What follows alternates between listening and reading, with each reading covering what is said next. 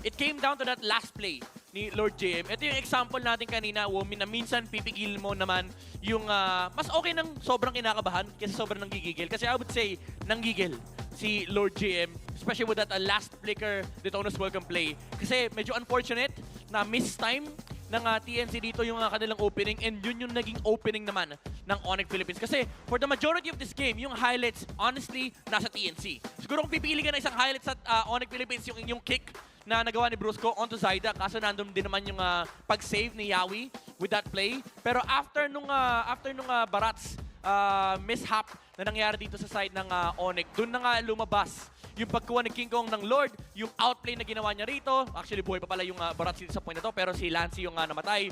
Pero yun yung 1v4 moment ni King Kong na nakipagsayawan, nakipaglaruan siya, bumaba yung Encel pa siya kalagitnaan ng pag-vertical niya. Habang ginagamit niya yung ultimate niya, bumili pa ng immortality